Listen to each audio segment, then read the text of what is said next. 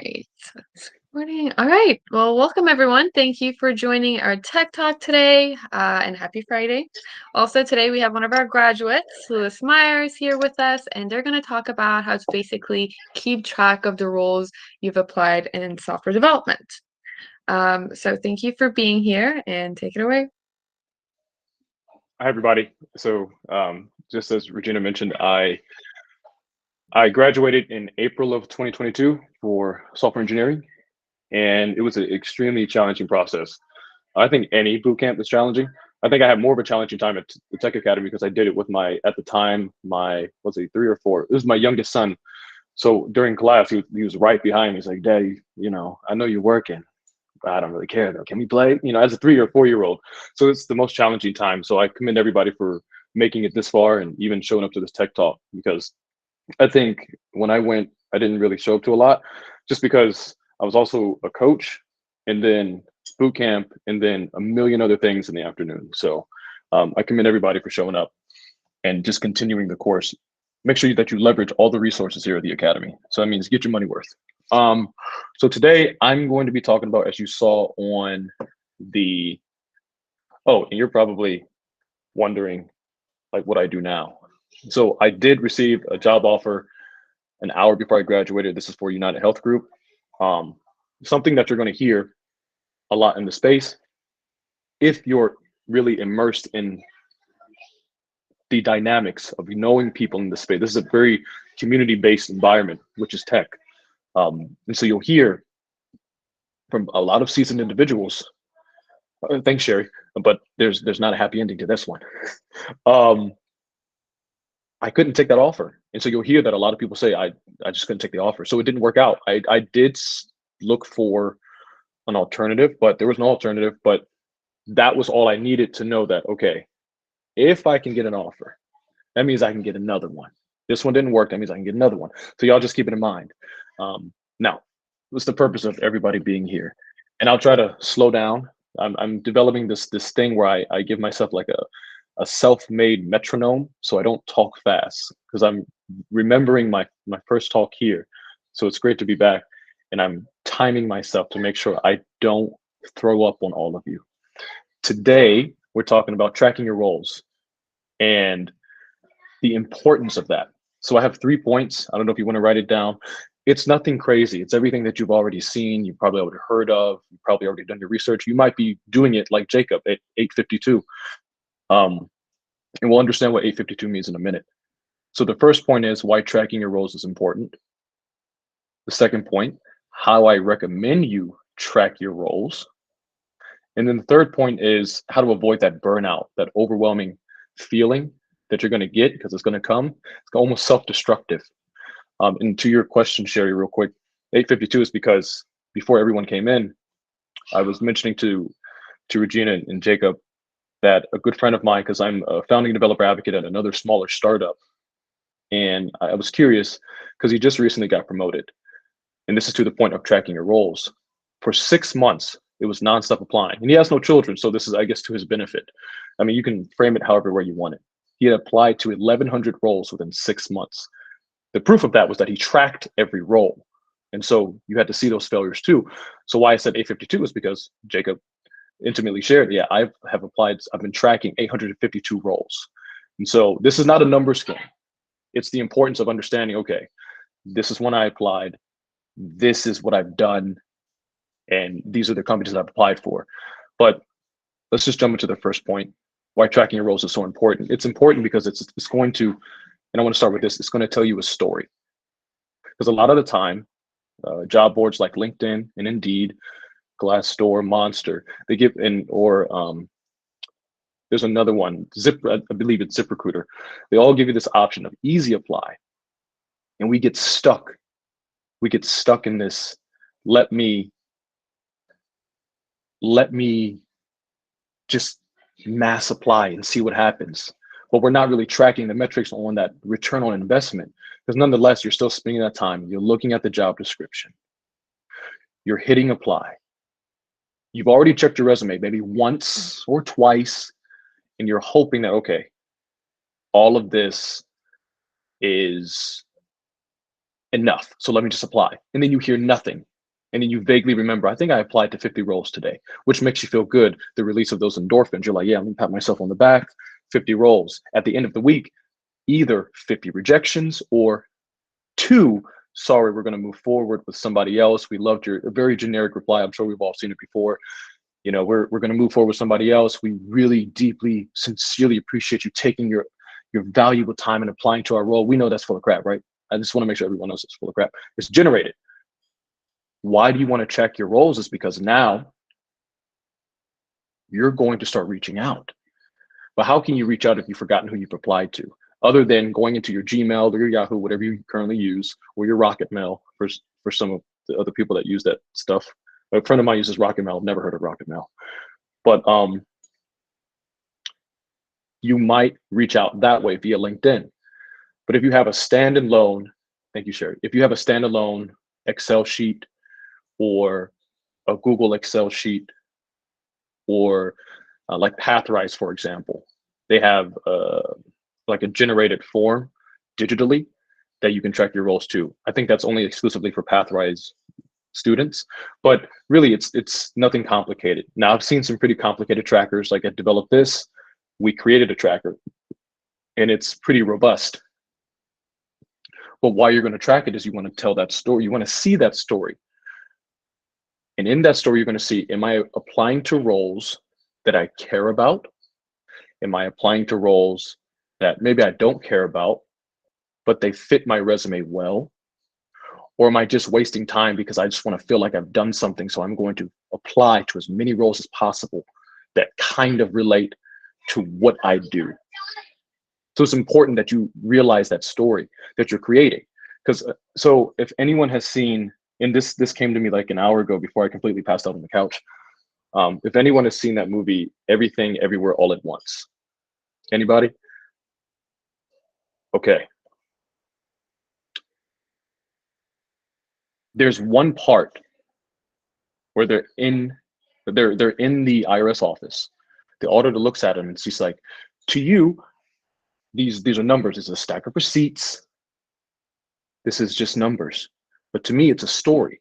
So this is what I'm trying to get through to everybody else and to myself. It's a story. Because why waste your time submitting so many applications? For example, in 1 week, you'll submit 100 because of Easy Apply. The following week, you'll get rejection after rejection, not knowing whether it was because of my resume and the ATS. Maybe it's because they never got to it because I didn't look at the amount of candidates that applied. I don't know. So you've lost complete track of it. And you don't know who you applied to, which in some cases you'll probably hear the argument of, well, that's okay. It doesn't matter. You applied. If they don't answer, then whatever, move on. And I push back with track these roles to keep in mind of the story that you're building. Because if you want a higher return on your investment, then why not apply to roles that more closely relate to your resume, to what you're actually enjoying? So this is why for example, this is why I stopped applying to hardcore software engineering roles. Number one, extremely competitive. So that was like, let's get the elephant out of the room. Extremely competitive. One entry level role within, I don't know, an hour of being posted on LinkedIn will have over 700 applicants right then and there.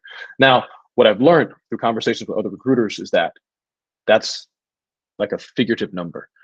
Now, the competition is extremely steep, but sometimes you're also getting, a lot of the time, you're going to get applicants from outside of the US applying to these roles.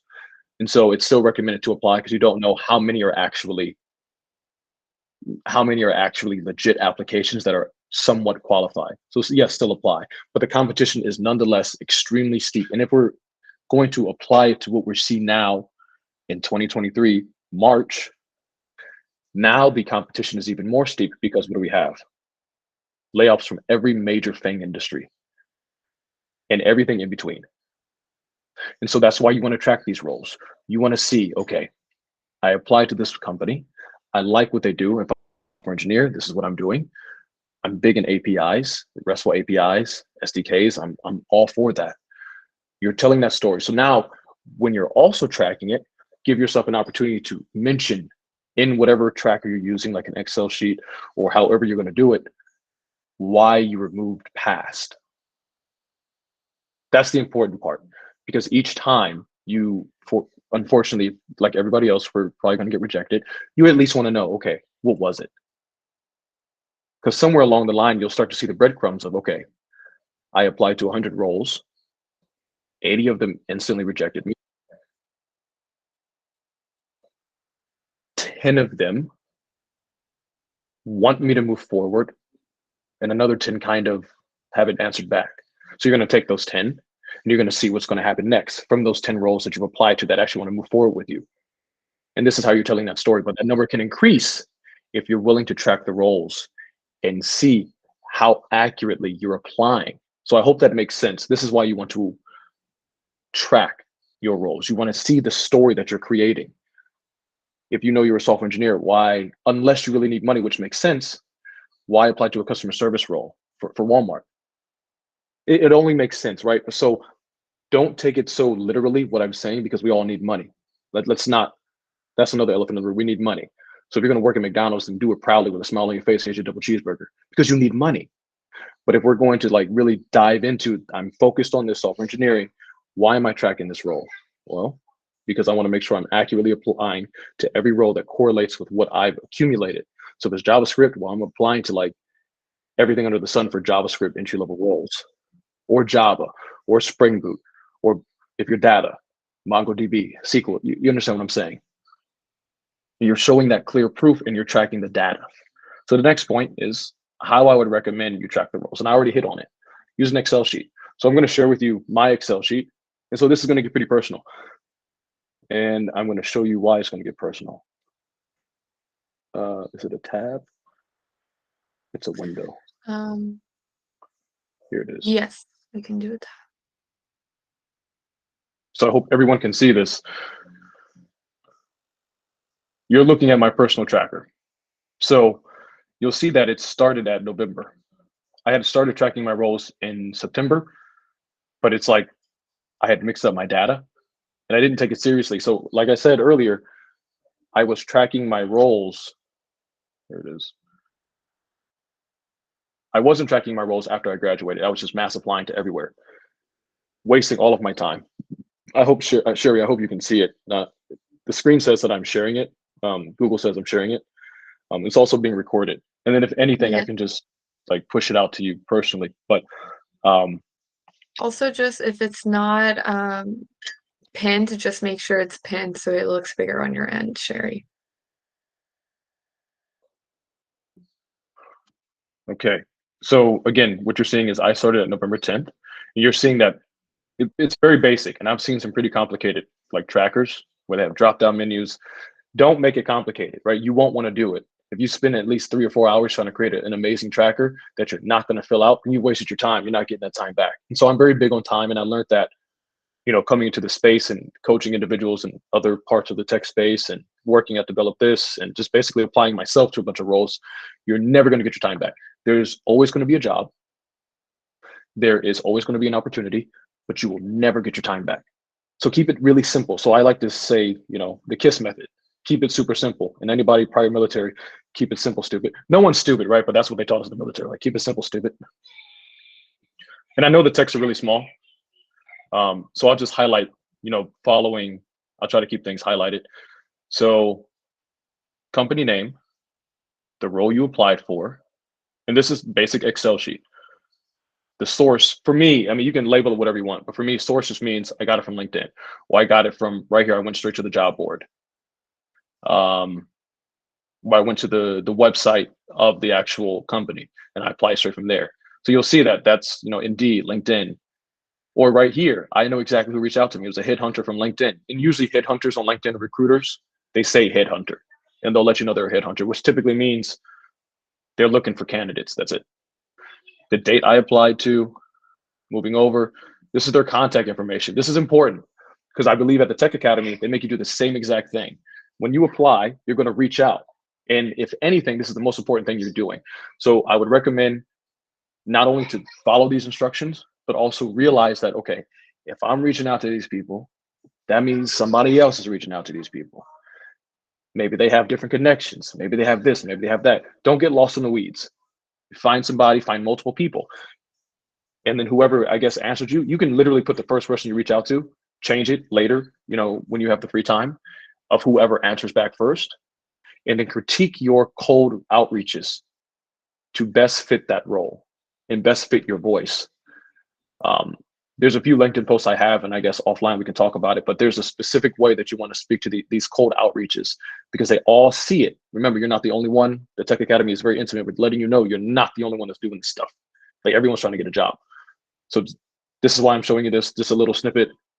Have that contact information. It could be LinkedIn. You'll see here, I have Twitter. I think I have like a personal email of the CEO from Replit, and I have to update that too. But here's their actual name. And you'll see for me, for parentheses, I want to know who this person is. So Joseph Gately, he was the recruiter. From Erica Nelson, I think she was just a regular, she was just an associate recruiter. So just keep it pretty detailed. Reached out when. As you can see, a lot of things are red, right? This means a lot of rejections. So I also added, when did I reach out to them?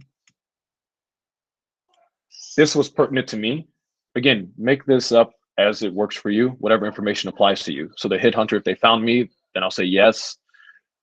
First attempt of me reaching out to them. And it might be confusing for you, but it makes sense to me. First attempt, yes, meaning like I reached out to them. Second attempt, third attempt. So this is just how many times you're sending out these emails, these messages, either to their inbox or LinkedIn or Twitter, whatever. And then keep going down. You'll see that the initial interview. So here's a pro tip. And I learned this yesterday. I was speaking to a buddy of mine. If some of you already heard, he's the senior director of developer relations over at Directus. And this is basically a content management system. Their technology is content management. In a nutshell, they're taking your SQL database or your MongoDB or your Postgre database, and they're turning it into an API. That's what Directus does. It's really cool, actually. I think I'm going to use it for my personal project. But we all know the initial interview some people take it seriously, some people don't. What I learned yesterday, which I vaguely knew, but he confirmed it because he's been on the hiring side, and I share this with all of you. When the recruiter gets you on the phone, this initial interview is actually pretty important, actually, because they're looking for weirdos. This is what he calls it. He calls it a weirdo check. Now, some of you might be making a funny face, like, it's a good one. I'm dead serious. I don't want to use bad words. If you cuckoo, they'll figure that out the first call. If you are completely overqualified, they'll know that the first call. If you are extreme, ooh, 1 second.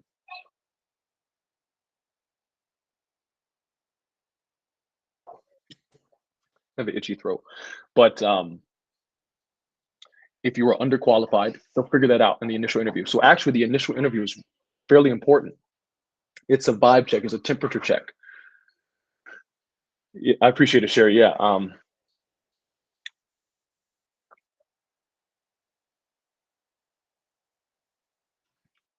Back.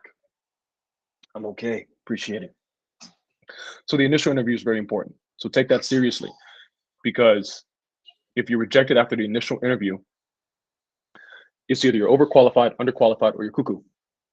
Now, I don't know who fits that here. I hope no one fits that here, but it actually makes sense. And then you'll see the second round, because sometimes I include the initial interview as the first round, because you're talking to the company now.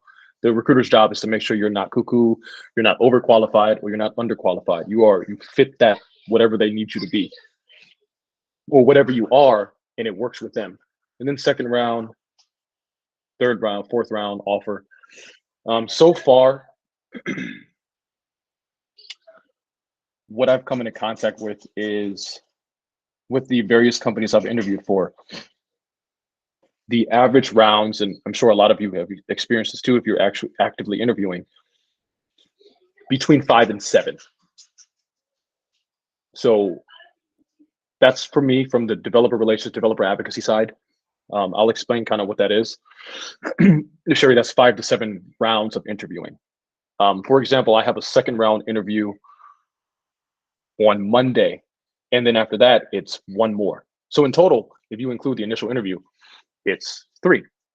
The longest I've ever had took about a month and it was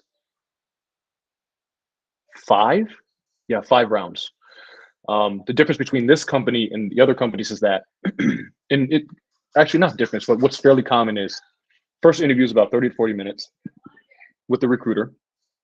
Second interview is about an hour, usually with the hiring manager. And then the third interview, you're probably meeting with somebody else on the team. For engineering roles, you're meeting with one of the engineers, tech leads, and everything in between. Okay. So for me, my Monday interview is going to be 1 hour. Right after that, if it does well, then it's a 4 hour interview right after that. So some of you might be like, well, that's a lot. So that you get used to that. You have these interviews that are extensively long because you're meeting with multiple individuals. It's a culture fit. Again, the importance of the recruiter is a cuckoo check or a weirdo check. Like if we can't work with you, right, then why should we move forward? So just always keep that in mind. Like whatever company you're interviewing for, they want to see if they can work with you. So just be yourself. That's quite literally the most honest thing I could tell you. Just be yourself. But going back to the tracker, you'll see that here's the most important part. You won't like this part. This is why it gets real. You have to track your rejections. You have to. You have to note it because these are your breadcrumbs. This is what's going to tell you. It can be for any reason. If any of you can see this, if you have a larger screen, you'll see I put ghosted. What company was this? What company was this? This was Smart Bear. Yeah, Smart Bear. So ghosted meaning they just didn't get back to you. They stopped talking to you. They reached out to you or you reached out to them. Then you had some type of conversation and then it completely stopped. So here's the example of why this is important. You can see where you're weak. So without this tracker, I would never know that if I really like this company, I should probably brush up on my Python a little bit more. And sometimes you just won't have an answer, right? So you'll see I put here, I was rejected, right? I guess it was experience. That was my answer because I don't know. Because you're going to get these generic answers of like, hey, you're phenomenal, but we're going to move forward with somebody else. And and no one really cares from the hiring side how you feel, no matter what they say. It's up to you how you feel and how you take it. So how do you react to it? How do you respond to it? So it's not, instead of a reactive emotion of like, I can't believe this, I'm gonna throw this glass, I'm gonna hit the wall and my life's over. But how do you respond to it? I guess it was just experience. Chalk it up as a loss. If you're blessed with the opportunity to have somebody that gives you clear feedback as to, you know what, you're just weak at this point. That's why this reasoning section is so important. This is why I created it. For me, right here, this was Axel. I remember them intimately. I made it to the final round. You'll see right here, I bombed the presentation and lack of technical competency. That's me telling myself. Their email to me was, you know, it was great, but we moved with someone with stronger competency in this field, in this role that we need. To me, I knew exactly what that meant. Lack of technical competency. It's a Web3 company. I'm not in Web3, but you have to be intimate with yourself and you have to be in a place mentally where you're ready to give yourself that feedback and be honest with yourself of like, this was where I was weak. Note it, remember it, fix it. That's it. That's literally it. So you'll see all these breadcrumbs. You did not have enough experience. You'll see that. Not enough experience in finance. Not enough experience. Experience. So what does that mean? Like everybody else in this room is probably going to be, I need experience. But if we go even further, experience in what? So if it's like the years of experience, we can't fast track that. But if it's experience in JavaScript, you can fast track JavaScript experience. How do you do that? Build more projects. Well, how do you do that? Go jump into a community. Leon Noel, Danny Thompson, Free Code Camp is an incredible resource. Jump into the Discord server, the YouTube channel, and become active. Or just find any community. You can fast track language experience based off of how many times you screw up. What does that mean?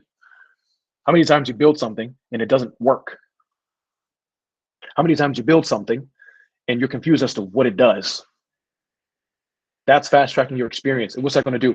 In your next interview, following interviews, and we're using JavaScript as an example, now you have meat to talk about. You have something to talk about. You have an arsenal, a repertoire, if you will, of points that you can talk about. Hey, my mobile responsiveness, I didn't understand mobile responsiveness. I figured it out. Now look, boom. I didn't understand how to use Node. Now I do. You see what I'm saying? So these are your breadcrumbs. This is how I would recommend you track your roles. Make it as complicated as you want. If you looked at mine and said, like, you have a lot of blank spaces, Lewis, I'm not going to use some of that stuff, then don't use it. But track your roles and be intimate enough with how you're applying and how you're tracking it. So you leave yourself these breadcrumbs. Because what? A month or two will pass by. Maybe you were 4 rounds deep in a company. And then it kind of slipped your mind, like they never got back to me. You check your tracker. Oh, okay, actually, I should reach out to them because they didn't reject me. I didn't reject them. Let me reach out to them. Maybe they got busy because guess what? That's happening now. Like, for example, Smart Bear. I applied to them in 1 month. It took them 30 days to get back to me because they had shut the role down, but I didn't know. The recruiter came back and said, hey, we shut the role down, but we're ready. Can we interview you now? And then, long story short, they ghosted me again, but that's not important. Companies will ghost you and they'll completely forget because they're getting flooded with candidates. This is their market now. So have this tracker to leave these breadcrumbs for yourself. Is everything making sense, everybody? Am I talking too fast? I just want to make sure. We're good? Okay. No, all good. My last point is how to avoid this burnout. So this is like a really important point because let's see.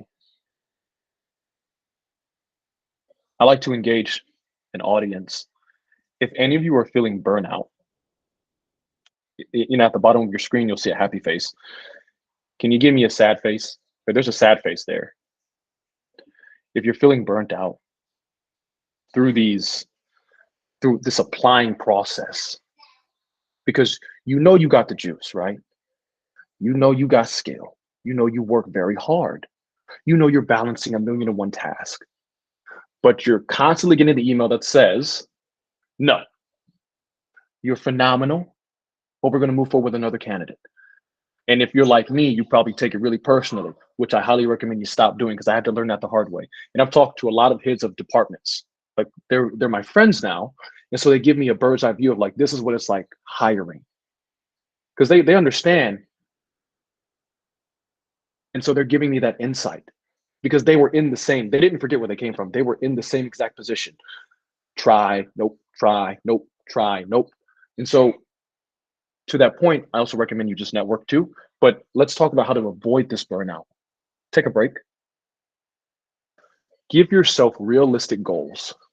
You've probably heard it a million times, right? If you look at a motivational speech on YouTube or Instagram, you're probably sitting in your bed at 2 a.m, flipping through Instagram, and you see you hear that music come on. It's like the violins, the pianos. You see someone sweating. They're crying a little bit, and you're like, is God speaking to me personally? Because I hate this job search. And you start crying too. I've been there, right? We all been there. Just take a break. Give yourself realistic goals. I'm still sharing my screen, so I'll show you something I did last night. If you can see, March 9th, this was yesterday. You see all these roles right here? I applied to these last night. This came after a conversation with the senior director of developer relations over at Directus. And I believe I asked this question more from my own understanding because he answered it with, I don't know what you want me to say. What I asked him was, should I start applying for roles? Because I haven't been applying. That was my way of saying I'm burnt out and I don't want to deal with this anymore. I know based off of my breadcrumbs, the technical aptitude has to increase. That's what I'm doing actively every single day. Building my React, preparing to jump into TypeScript, things that I like, right? Because I do enjoy JavaScript. Maybe 90% of you cannot share that sentiment, but you will. At some point, you will share that sentiment and we'll have a great conversation. But he said, apply. Because what's going to happen is you have this interview with me. We're not moving forward. And that's my friend, right? So I'm like, yeah, I know why we're not moving forward. They're looking for a very specific person that did a very specific thing that I haven't done yet. And then another interview on Monday. And then where does that leave me? Back at square one. So if you relate this to sales, you always have to have something in the funnel. in the pipeline, right? You're probably going to hear that word a lot, in the pipeline. So there was a point, maybe about a month before the tech talk, I had interviews every single day. Sometimes I would try to like lapse it where it's a free day and then interviews. Some days I would have 3 or 4 interviews in one day. That's not because I wanted it. That's because of their timeline. Because I interview with such diverse companies, I'll interview at Central European time, which is 6 hours ahead of us. I'll interview at Western time, Pacific, Central time, Eastern time. Like it's very diverse. And so sometimes I'll have all these interviews, but I'm saying that because I never had a dull moment. Was I still working on my skills? Absolutely. I was still in JavaScript. I was still doing some form of code. I was still having coffee chats with other heads of departments, which, as a bonus, if I have the time, I'll get into that. Let me just check my time. Okay. But take the break. Realistic goals look like this. If you know you've applied to 10 roles on Monday, and today's Tuesday, for example, or okay, today's Friday, you applied to 10 roles last night. If that was your goal, 10. Now, was it 10 roles of just easy apply? Or was it 10 roles that you applied for where you followed like 5 or 6 steps, meaning you looked at their LinkedIn, you looked at the company, you looked at the missions, the company missions, the values, because guess what? You're going to get asked that question. Did you look at their leadership? Because a lot of these companies will have their leadership. If you're big on diversity, or maybe you could care less about diversity, but if you are, and you look at their chief of people, and they don't look like you, or they don't look like anybody that even knows the word diversity, how you gonna feel about that? If you look at their CEO and you actually read their bios and then go to their LinkedIn and see, okay, and you can tell based off those breadcrumbs of the type of leadership that's at the company, whether you want to work there. Did you follow these steps? All of that to say is, was it 10 roles of easy apply, or was it 10 roles, which is basically 60 roles because you have about 6 steps per role? If you tell yourself, I'm going to apply to 50 different roles today, what's 50 times 6? I believe that's 300. So you're going to have 300 different steps. And how are you going to break that up? And then if you're a husband or a wife, a parent, and that means like a parent to a dog, a koala, an actual baby kid, right? So you're going to balance that. Give yourself realistic goals, because I guarantee you, if you tell yourself, I'm going to apply to 50 roles, I'm going to break these steps down, and you don't do it, right? You'll stay up to like 2 in the morning, but you're only halfway done, 30 out of your 50. How you think you're going to feel? Did you pay any attention to your kid? Did you pay any attention to your partner? You hear what I'm saying? So just take a break. Break it down into very realistic goals, right? Because these 9 roles that I just show you here, guess what I'm doing today? I'm going to reach out to all of them. And one of them already auto rejected me, right? So we're not going to get into that, but this is what I'm saying. How to avoid that burnout and that self-destructive feeling, because you got to see this stuff. It's how you frame it in your mind of like, okay, these are my breadcrumbs. I got rejected. This is why. I have evidence now and a pointer, a marker that'll tell me I have to fix this. Then I can start applying to roles like that. Number 2 is just take a break and set realistic goals. So 10, 5 is just fine too, 5. Because if you break it down, those 6 steps of reaching out and doing the research for each company, that's basically 30 individual roles right there. So set these these realistic goals, either daily or weekly, whichever one works for you.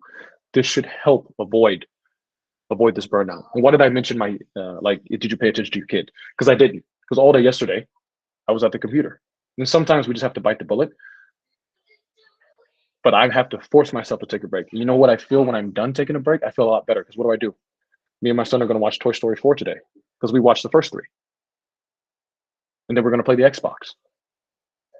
You know what? Like what's crazy is, and I'll leave you with this and then we'll start the questions. I didn't allow myself to listen to like my favorite types of music for like a month and a half. That's how crazy this got for me. Like 45 days, I can't even listen to my music, because all I'm listening to is like motivational speeches. And I listen to all these podcasts of all these CEOs of companies I'm interviewing for. It gets very tiring. So I hope this makes sense to you. The importance of tracking your roles, how I would recommend you track these roles, and then how to avoid this burnout, this self-destruction, because you're going to see this stuff. Every time you open your tracker, you're going to see, yeah, I was rejected from there. I really wanted to work there. But You know what I mean? How do you frame it in your mind? Now you have the breadcrumbs. You see the rejections. These are my breadcrumbs. This is how I'm going to adjust. I'm going to set these realistic goals, 10 a week, 20 a week, whatever, right? Unless you're like me, you'll do 30 in a day and you'll reach out. But the jobs will be there. The opportunities will be there. Track it. Make sure you're following your story, staying true to what you like. You should be fine because it sucks for everybody. So why not just enjoy your life, right? So if anyone has any questions, actually, I guess I'll stop sharing. I think I have one question here, or two or three. So Kylie, you asked, what if you don't know where you're lacking? Is it okay to reach out and ask for feedback? Absolutely, Kylie. If you're not doing that now, if you're not asking for feedback, then I'm very blunt. When I coach, I'm very blunt, and that's just how I am because I want people to be transparent with me. Then you're wasting your time if you're not asking for feedback. When I got rejected from 3 Box Labs for their community manager role, and they didn't, so I had to do a whole presentation for them. They didn't pay, right? And this is what I figured out from other developer advocates who like work at Amazon and really other companies that are really large and they're of high levels of tenure. I shared this with them, like they wouldn't give me feedback. They're like, number one, that's a red flag because they didn't pay you because you invested 6 hours. I like 6 or 7 hours in this presentation, and they didn't pay me for that. And then on top of that, I came all the way to the end of the round, and they completely disregarded everything. And then the rejection was super vague. It was one of those things where if I told you what it was, you wouldn't know. So I'll tell you. They said they wanted principal thinking. There it is, right? So I can imagine what people are thinking. Like, what does that mean? I ask the same question to developer advocates who have been in the space, they're getting paid for the job 10, 15 years. They're like, what does that mean? These are people that know what they're talking about. What does that mean? Even before that, I had to hunt somebody down. They didn't want to give any feedback. The head of product who's like, hey, I'm the one that reached out to you directly. I wanted to talk to you. Wouldn't even give me a reply email. I had to hunt somebody down. I ended up finding the chief of staff, and that's where I got the whole, we wanted principal thinking. So even if you have vague feedback, go ask for it, right? Even if you think like they're not going to give it to me, go ask for it, Kylie. Go ask for that feedback. And then if you can't get a clear direction as to what you did wrong, take that feedback and remember that this is the company, this is their demeanor, this is how they were acting. Now this becomes a marker of companies of like, these are the traits that I'm not going after. That's hard, right? Because you need a job, we need money, right? Tea's not free. You hear what I'm saying? So you take that, you take it as a marker to say, I will not continue processes because you don't know what a company's like, even if you have all this, their leadership, you really don't know until you're in the process. But you have these markers, these breadcrumbs from previous interviews. Okay, you're exhibiting these traits in your mind. You probably shouldn't say this in an interview like, hey, you doing that thing that this other company did and they suck. So I think you're gonna suck too. Don't say that because you screw yourself. But you have these indicators, these markers that will leave the breadcrumbs as to, okay, you know what, I might not finish this process. And that's perfectly fine, Kylie, of saying, I'm respectfully withdrawing my candidacy. Believe it or not, that's very common in this space. And you should start taking that into consideration. It'll help you stay on track of like, okay, I applied to the wrong company. I would never be happy here. I need money, but I also have a family. And if I make this money and my family gets none of me, what's the purpose of me being in the space? So I hope that answer makes sense to you. I want to make sure I answered that question correctly too. Where did I go? Yes, so please ask for that feedback. Who else had a question? Samantha, you asked, what's a developer advocate? A developer advocate is a developer who so I've had two different definitions. One I prefer more than the other one.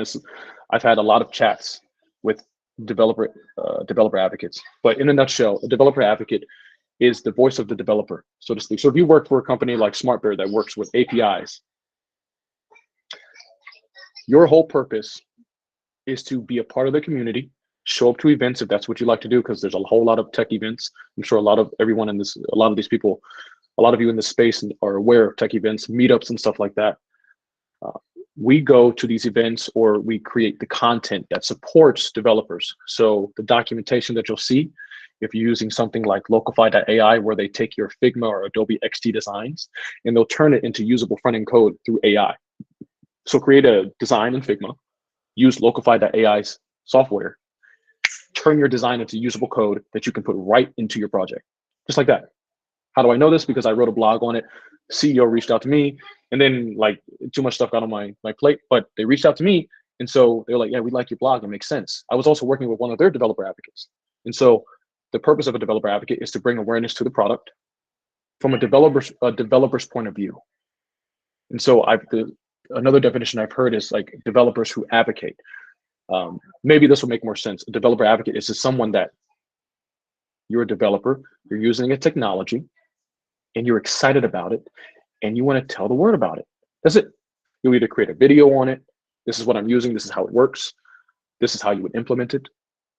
Write some documentation on it. You found a bug. You're going to write a blog on it, a technical article on it. This is where I found the bug. This is how I fixed the bug. This is what you should look out for when using this technology. So I hope that makes sense as to what a developer advocate is. We just talk about the product. Because marketing is different, where it's like, use the product, it's great, but a developer doesn't care. And for all the developers in this room, your BS meter goes off. A developer advocate, we just want to tell you about it, have the conversation. We don't care if you buy it. We want to know if can it help you do what you want to do as a developer? Can our product help you finish your project? And if it can't, what's wrong with it? Let's see if we can fix it together. Here's some articles, here's some videos, here's some podcasts. Maybe we can have you on to interview and talk about your experience using the product. That's it. You're just advocating, a developer who's advocating for the product, not selling you nothing. That's what marketing's for. I think there was another question. Thanks for confirming that, Samantha. But I don't want to be confusing. Sometimes I confuse myself with my own answers. Austin, you asked, can we talk about tips on cold messaging on LinkedIn? Yeah. Don't say, here's my resume, can I have a job? There's a reason I said that. Because people do that. And I'm sure you already know that. That was a joke. This is where everyone laughs. Ha, ha, ha, ha, right? Okay. So when you cold message, a really good way to reach out is just to be really respectful. Like, hey, how you doing? And keep in mind, when you are reaching out, you are initiating the contact. So this comes back to, if anyone is familiar with the phrase servant's mentality, you're reaching out to them. So what I do is when I reach out, and this becomes generic, and I'm working on changing this to be more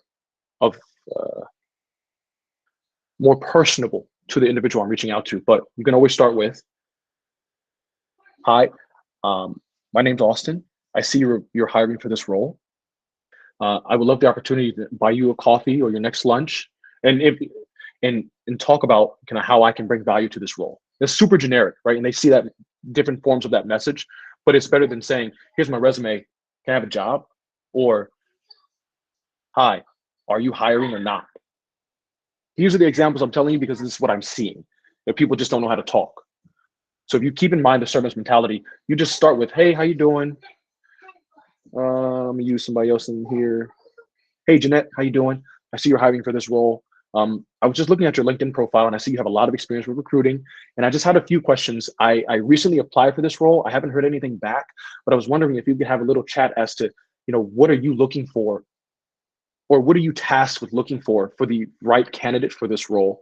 Maybe we can talk about how my experience aligns with it, kind of some of my weaknesses, and see if I can, better understand what the company needs and how I can bring value to those pain points. Does my answer make sense to you, Austin? See how personable that is versus, hey, I need a job, because they know you need a job, but unfortunately it's their market because they have all these candidates. They're going to go to Google, Twitter. Thanks, Elon. You literally laid off 90% of the company, and the other like 10% said, screw it, I'm leaving. Then you have Amazon that just loves laying off people, and then it becomes a fad. Like it's popular. Like, yeah, I'm gonna just start laying off everybody. Austin, you asked another part of the question. Also, how to use cold messaging with jobs you are applying to.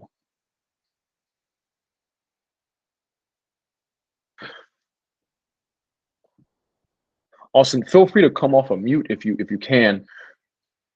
In my mind, it sounds like the same question, so I don't want to answer it in the same way. Or maybe you can type it out. So can you talk about cold messaging on LinkedIn? Yes, because they're very similar. So if I answer it this way, they're very similar. Here's an example. I was speaking to the founder of a. I still work at Career Karma, just at a very like woo quiet level. But I'm very intimate with the back end team, right? And the founders, because it's a small intimate team. So I have that opportunity.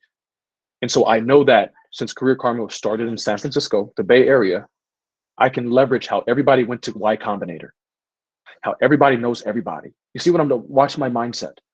So I asked the founder who's already extended his time. He's like, yo, I want to help y'all get better jobs, right? Because we're having a reorg, and unfortunately, this is y'all the team that got cut. So, but I'm gonna keep y'all here because I want to help y'all. So what does that mean? Okay, so we're gonna leverage his experience in the Bay Area, all of his friends. So my interaction with him 2 hours ago was, hey, I'm a developer advocate. I'm looking to get a different role that pays more. Do you have your ear to the ground? Do you have any time? Can we talk? He's like, hey, have you tried to Replit? I'm like, no. He's like, well, here's the email to the CEO, which means he knows the CEO, right? And when you're done with your cold email, send it to me. We'll talk about it before you actually send it to the CEO. Because the first time he said was use Twitter, right? And so if you're not using Twitter, I highly recommend it. I campaigned against Twitter, so I can say this. Right? I didn't want to use Twitter at all. But now I use it because there's a huge tech community I've built around myself. Like people that make lots of monies, they'll shout out my name or they'll request to have me on different podcasts or different Twitter space. Like, hey, let me talk to you. Let me talk to you. Hey, you seem to know what you're talking about because I learn out loud.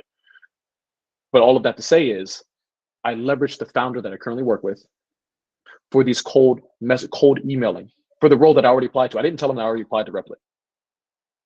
And so I'm just going to build that email. He's going to review it. And so I recommend have your cold emails reviewed by somebody you trust who has experience in it, right? Because like Austin, I don't know if you have experience in this, so I'm not going to ask you. I trust you, right? I've never met you, but I trust you, right? You could probably watch my son. He has 2 eyes and he'll have 2 eyes when you give him back to me, right? So, but I'm probably not going to ask you to read my cold email because what I've learned is it's fine tuned. Certain things you should not say in an initial cold email. And there's two forms of it. There's short form, there's long form. Short form is going straight to the point. Hey, what's up? My name is blah, blah, blah. I got 10 years of this, 5 years of that. I know this is this. Can we have a 15-minute chat? You're going straight for the jugular. You're asking for it. Long form is this. Hey, I listened to all of your podcasts. This was my favorite line. And I also see that you wrote a blog. And in this blog, I learned this from right here. And it kind of correlates with what I'm trying to do at your company. And it resonates with me so well. I was wondering if you had the time, could we meet like a coffee chat of some sort and talk more about this role that you're hiring for on your team? It's more of a long form, very personable. Why do I mention that? Because I did that with the CEO of Pathrise. I listened to all of his podcasts, right? So there's the example of how that works. I tried it to not go well. And that's okay, Austin. It's not going to go well. One size does not fit all. So the mindset I always go in if I'm trying to reach out to a CEO or a founder is they have no time. Or they'll push it off to a recruiter or somebody else on the team. That's why I don't just reach out to the recruiters or the founders. I reach out to everybody that I believe will bring me value and who I have the best opportunity to show that I can bring great impact. So a lot of the time when we apply for these roles, we're trying to have the role, we're bending the role to our will. This is what I like. For example, if I was a social media manager and Regina reached out to me like, hey, we need someone for, recruiting. But I look at Regina and I say, no, I'm a social media manager. This is what you need. You need someone on your Twitter. You need someone on your YouTube. You need someone on your LinkedIn. Let's do that. That's what I do. But that's not what she's reaching out to me for. So when we reach out, when we're looking at these roles, let's look for the pain points of what they're really dealing with and fill those pain points. And so this is something I've implemented and I've learned through experience. And like you can see my Excel sheet, right? So I've had to change a lot. We want to fill the pain points. We don't want to bend the company to our will. And that's kind of hard to understand based off of how I'm explaining it, but it comes with trial and error. Let's see. But I hope I answered your question accurately, Austin. If anyone else has any questions, it's up to Regina if we do have time. I don't want to waste anyone's time. No, of course we have. If you have time, we definitely have time for more questions. Looks like there are some more questions. So Sherry's asking, this kind of goes off what we were just talking about, wondering what to do with companies who do end up ghosting you. Oh, okay. That's a good question, Sherry. You're not gonna like my answer, so let me read the question again. Make sure I'm answering it accurately. Wondering what to do with companies who ghost you. You you go apply for some more jobs. I'm dead serious because there's no point in wasting your time with something that you can't control. There are so many factors and variables as to why a company will ghost you. You'll notice that on my Excel sheet it said ghosted. Now, what could that mean? They don't have to tell you when they close the role. If I owned a company and I had to close a role, I'm not telling you, Sherry, because it doesn't matter. What you're going to do though is say, okay, they ghosted me. They didn't talk to me for about a week. I'm going to go apply for 10 more roles the way I'm supposed to, make sure I'm accurate in how I apply. And I'm going to reach out to them the way I should. Because what happened with Smart Bear? Because I said ghosted, right? They came back a month later and said, hey, we shut the role down. Now we're ready to interview. Does it happen a lot? I don't know. No, it happened with me and it happened with a lot of other people. But that's what happens. A lot of things go on. Maybe they have a reorg. They're not just going to announce it. Hey, what's up? You apply for the role, but we're currently going through a reorganization. No, they're not. You just kind of keep it moving. You don't stay on it. You don't hold it. You let it go. And that's a lot easier said than done sometimes, especially when you stay up to 2 or 3 o'clock in the morning preparing for it, right? Like I really like this. I've talked to like 16 engineers on this team. They all seem to like me. I know about the CEO. I spent a week on this or whatever. And then they completely stop talking to you. It happens. You just go apply for some more roles. That's it. Okay. Give yourself at least whatever that time is to you. I've been doing this myself. A good friend of mine said, try this. Give yourself your mourning period, if you will, like 24 hours of like, this sucked. You have to realize it because if any of you share this sentiment of like we bottle things up, like I bottle things up a lot, years of that. So I bottle, and that's not good, right? And in my mind, I'll say like this bottle's about to burst. That's the worst thing. Realize it, accept it, deal with it, like whatever. Cry, scream, hit the air, eat a bunch of ice cream. I don't know. Make it feel like it's a breakup. I don't know. And then after that 24-hour period, that's it. Hit the ground running. So that's my answer to you, Sherry. So if they ghost you, you just, hey, that's cool. Appreciate you. I know not to apply to you again. They might come around and say, we're so sorry. Because that's what SmartBear did. They said, hey, I'm so sorry. We just had a reorg. Any more questions? Do you recommend, let's say you did get ghosted, should you reach out and ask for feedback as in maybe why you got ghosted? Yeah, I would support that. My motto is LNSU, leave no stone unturned. So when I coach people, this is what I think in my mind, because if I coach anybody, I'm not going to tell you anything I've never done myself. So reach out. If you feel like a week is going by, here's the tracker. Aha, you see what I did there? You catching what I'm dropping. Your tracker will tell you that's when I applied. They haven't said nothing. Okay, so let me go reach out to them. Maybe they lost your application. Maybe again, reorg. Maybe the role is closed. And now that you've asked, because not a lot of people do this, right? Usually they do what I said the first time, they just move on, which is perfectly fine. But if you're going to ask and you get a recruiter that actually gets that message or someone in the company, they'll probably be more than happy to say, hey, this is what's going on. You blah, blah, blah, blah, blah. We just moved on with somebody else. But yes, reach out if you have been ghosted. Just ask, can I get some feedback or what's going on? Because you could find out they lost the application or it's a reorg or they closed the role. Just so you can have that closure. And if you need that closure to help you move on, that'll help you. And if not, then still ask. What if you have too many requests? What's a healthy pace? Do you need to delay some?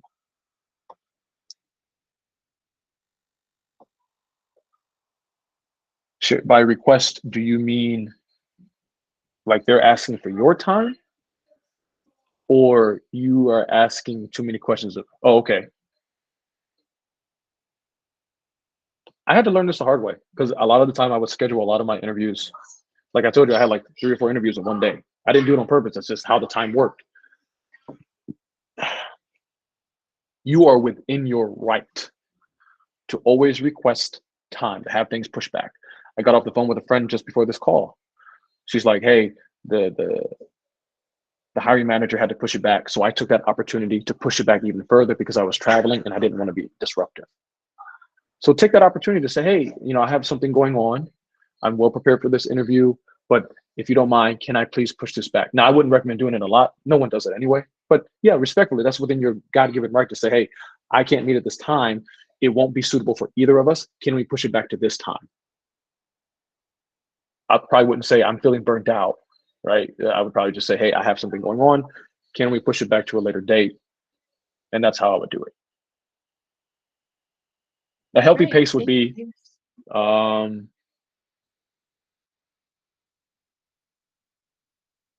I'm biased, right? So I'd probably tell you, you want interviews every day because the market's crazy.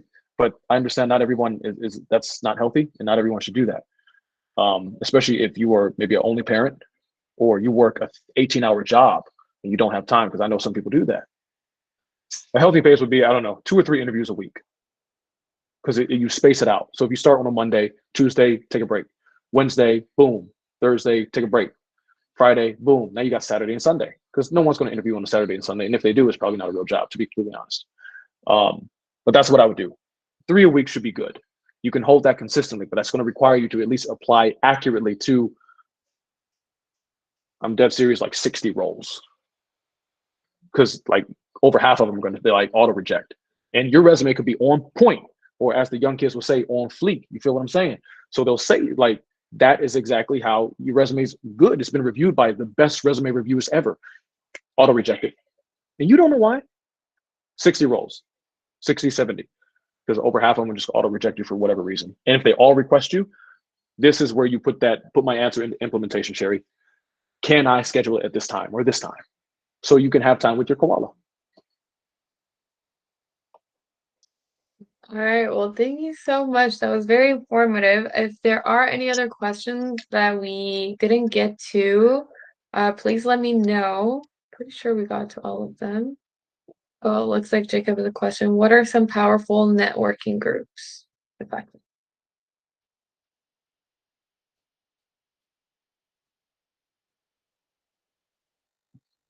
Let's see. There's a lot.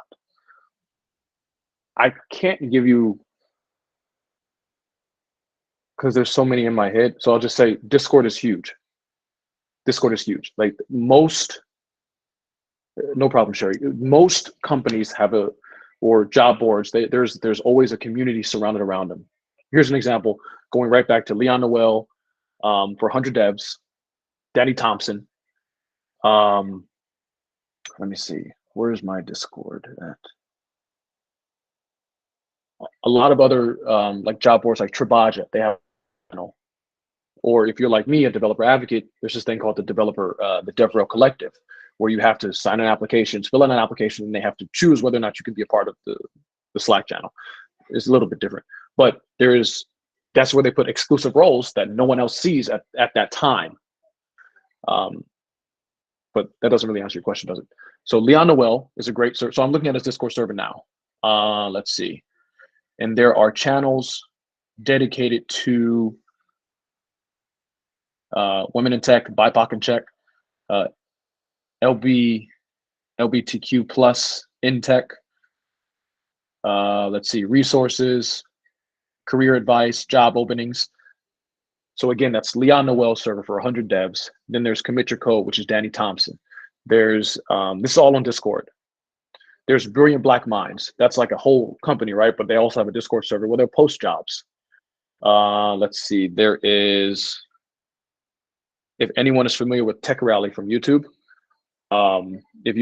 his name is Alexander Lee, but his YouTube channel is called Tech Rally. So that's another one where he has job boards of different roles that he'll post.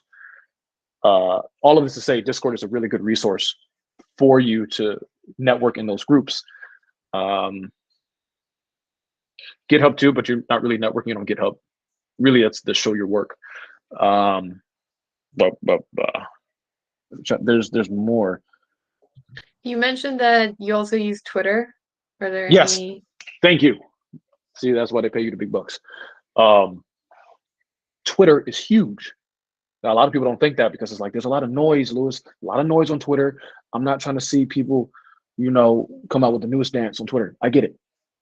Be very intentional with who you follow, and maybe if you're paying attention, don't hit that follow all, because I learned that the hard way.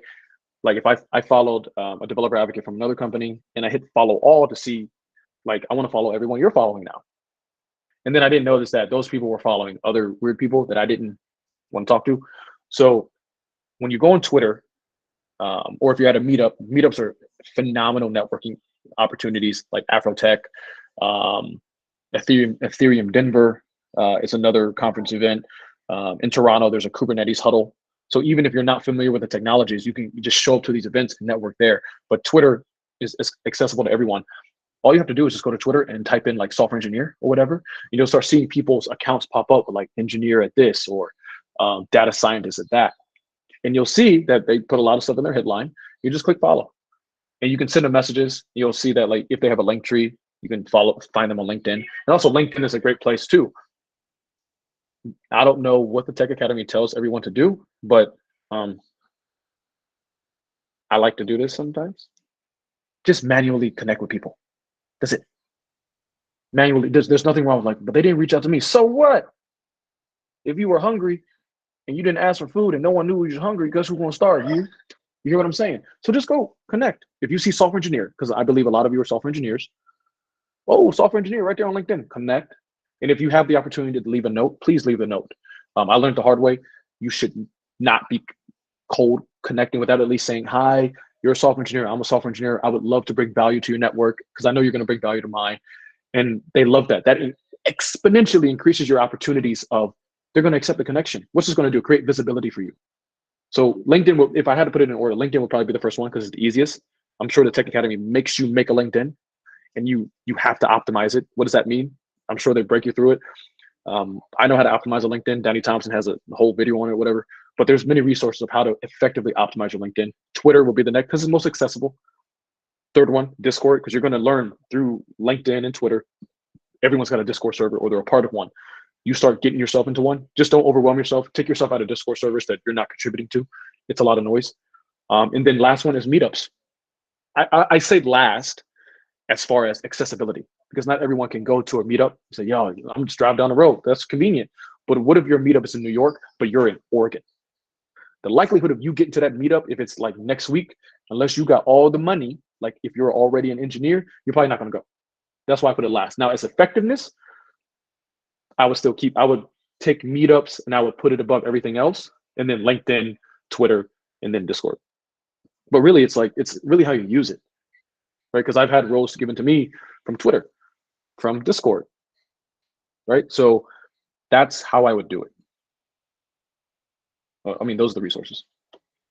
Got it. Thank you. And then also, if you just follow some of these people, like you mentioned earlier, there are other people who will follow you because you're like getting, connected within this community, and then you can make contacts through them, et cetera, et cetera. Also, we do have a few videos on how to like optimize your LinkedIn. So check out our Tech Talk playlist. I'll share it in a second.